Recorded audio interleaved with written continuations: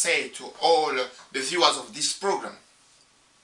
It's your servant Nvita Kanga Wakunta. I'm coming on behalf of Radio Solo with our history program, when we'll be talking about the great personality which have impacted the history of Africa. Tonight we are going to speak about the priestess of Kimpa called Yaya Kimpa.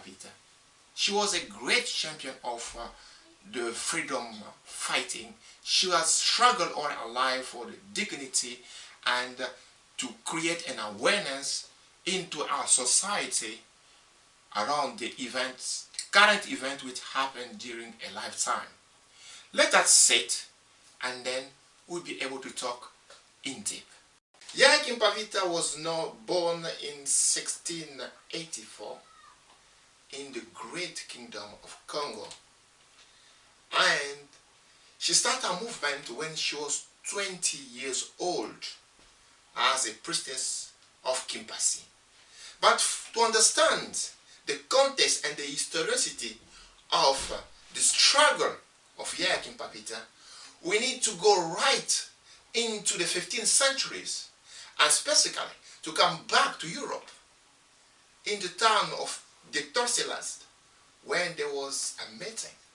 And during the meeting where a treaty was issued by the Pope Vincent IV. And in that treaty, Pope Vincent IV have decided to divide the world in two sides. One part will be given to be ruled by Portugal, and the other one will be given to Spain. Fortunately or unfortunately, Africa fall under the current dominion of Portugal.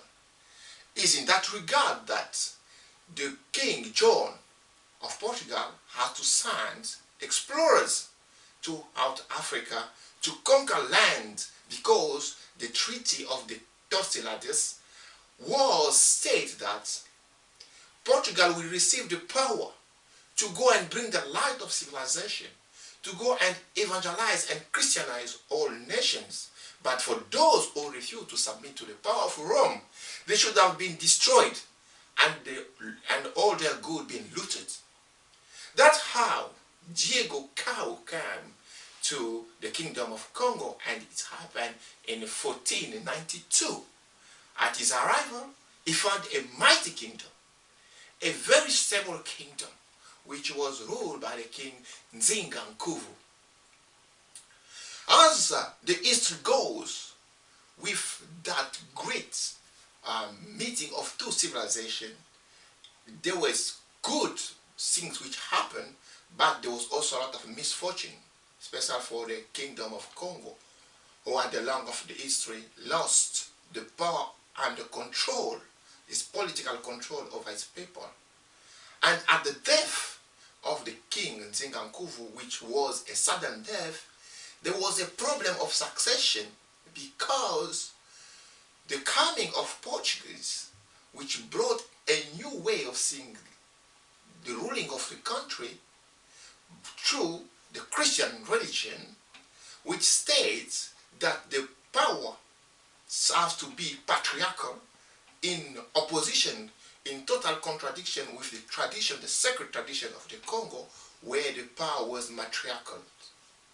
So that brought into a situation when the two heads of the countries went into a big fight. Nzingampanzu and Nzingamvwemba. Nzingampanzu was the rightful heir, and Nzingampanzu the pretender, who was supported by the Portuguese. But unfortunately for the Congo kingdom, Nzingampanzu won, and then the Kingdom of Congo fell under the vassality of the Portugal powers. But there was some situation, fortunate situation, where people stood up and tried to fight against it. That way it came to the scene where the king, Nvita in 1665, was confronted to the great wars of Nvita, stood up against that new way of saying things, that vassality of the great kingdom of Congo, which was a very huge kingdom, started from the north of Cameroon up to the deep south of Namibia today, and from the Atlantic Sea, which was called the Sea of Ethiopia, up to the region of the Great Lakes. Vitankanga stood at the great walls of Anguilla when the kingdom of Congo was start imploding from inside through the control of the Portuguese.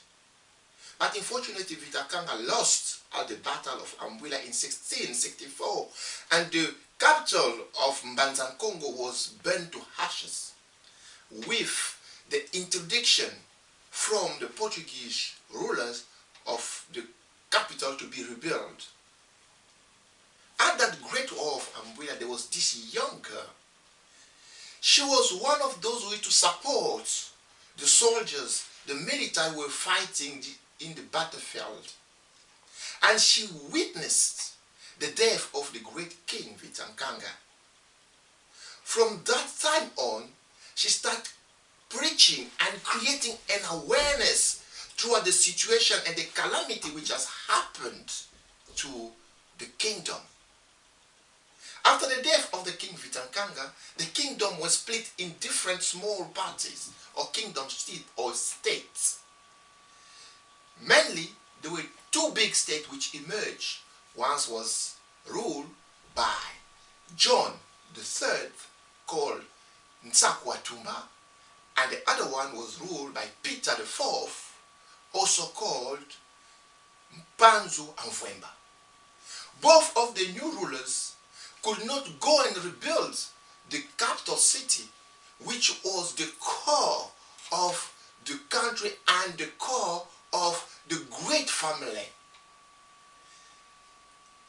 The priestess Mafuta Furiama, which has witnessed the death of Vitankanga, who started create awareness about the situation and found ways how they could kick out the invaders, the Portuguese, in the new way which have caused calamities and have desecrated the sacred law of the kingdom. Among the followers came this young girl called Beatrice, and by the name of Nsimba. Beatrice, by the name of Nsimba, she was born in 1684. She was born from Mr. Sava and Mama Ntenge. As she grew up and she became a follower of Kimpa Nvita, of Mama Mafuta Furiama, she got initiated to the secret rituals of Kimpasi and became a greatest priest of Kimpasi and received by then the title of Yaya Kimpa Vita. At the age of 20, she was able to put together all Congo people, creating an awareness, try to reunite the country which was split. She succeeded and managed to get the two kings into talking so that they could reunite the country and give the glory of the kingdom of Congo. But what was the strategies of this young girl of 20? As she received initiation to the secret ritual of Kimpasi, she fell very poorly. She became sick. And then Kimpavita died at the age of 24. Burial after 3 days. Kimpavita came back to life. And as everybody was wondering what was happening, she told them that in fact she did not die. She just went through a mystical initiation when she met with the late King Vitankanga, and who told her ways and means how the country could set itself free from the colonial masters. That's how Kimpavita started preaching and gaining momentum, gaining a lot of followers. what was her philosophy? Kimpa says that the enslavement of the Congo people started with the colonization of their mind. The fact that they have abandoned their old ways, their old tradition, and they have joined Christianity, which told them, which preached to them, that God made the world, and one day He lives in heavens. Whether she did not saw any mention in the Bible or wherever, when they say that God, after He has created the whole world, He took a spaceship and went to the sky. Kimpa said also that the priests, they were not the agent of God. They were not agents sent by God, but they were sent by Rome, and they were waiting only for the interest of Rome. And Kimpa also noticed that Christianity and the colonial masters who brought the tradition preaching about friendship, brotherhood, they were masters experts in slavery. So she found that contradiction and brought to the people and told them that the true religion is supposed to be the religion of their ancestors, which was preaching brotherhood, fraternity, which is called Ubuntu. Kimpa believed that the King of Congo has to be reunited so that civilization, so that the human way of seeing life and living has to come back to life. And she got so much of momentum that all the church went empty because nobody at all wanted to go to church anymore. And that was caused a clash between Kimpa her followers, and the establishment. The priest, the Capuchin priest, went after Kimpa. They were looking for many ways to get her arrested and found a way when they could sentence her to death and declare her as being a witch. But there was a problem, because nobody in the old kingdom of Congo, no powers could touch Kimpa as she was recognized to be as the great priestess of Kimpasi, who was there to unite the country. Kimpa went to the king, John Atumba, and convinced him to give her all the emblem of power, as well as the King Panzu, so that she could declare that the kingdomship has to go back to the Panzu dynasty because it was the time of ruling. But Kimpa was highly spiritual. She has to go through a lot of meditation, to a lot of retrieve. And the Capuchin were waiting and just tried to seize the right opportunity, the right time to get her so that she could be sent to death by burning as a witch. Once Kimpa went into retrieve for 40 days and she came back, fortunately for them, she had a baby.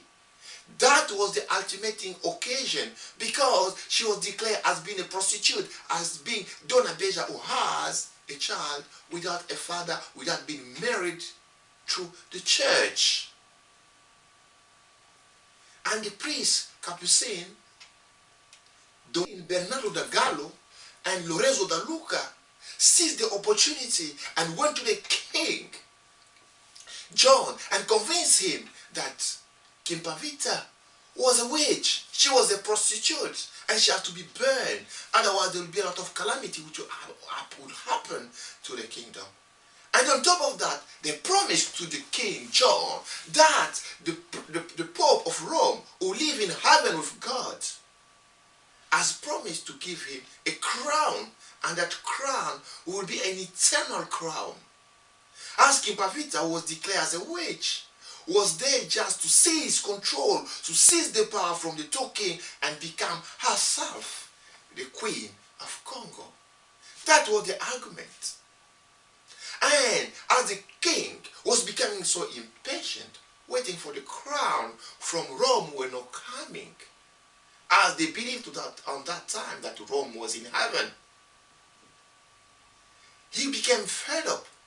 But the Capuchin got into another strategies when they offer him a lot of whiskey, a lot of liquor, saying, pretending that this was the holy drink which was sent by God from heaven. And that was exactly the drink, the brew, which supposed to make him the king, the eternal king of Congo.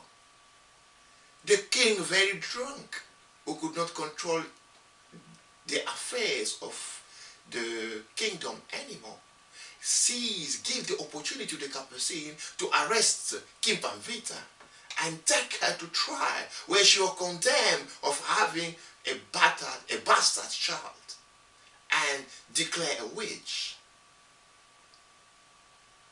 Kimpa Nvita was arrested as she was coming out of a retrieve of 40 days, and she was taken to court when they were trying to convince her of changing a way of seeing the world, of changing a preaching, and come out into the clear to the Congo people to convince them or to tell them that it was a mistake, everything she had ever preached to them.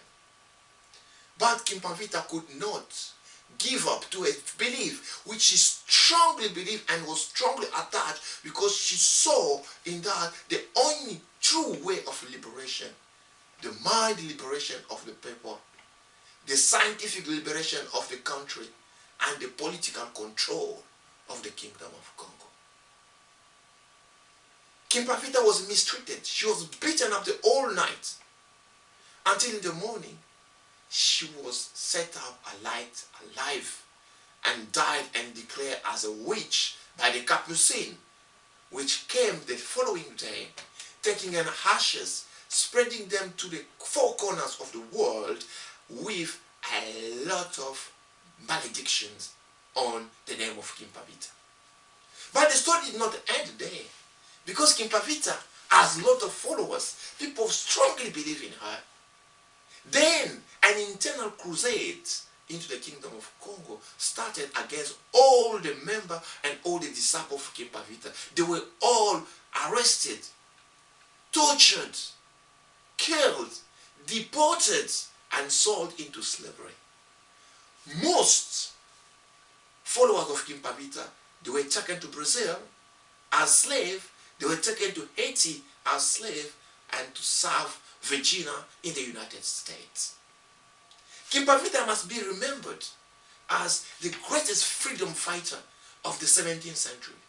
Kimpa Nvita must be remembered as the inspiration for a free Africa. Kimpa Nvita must be remembered as an emancipation of women on the time when it could never have been thought anywhere in the world. Thank you very much for following this short presentation. Bye.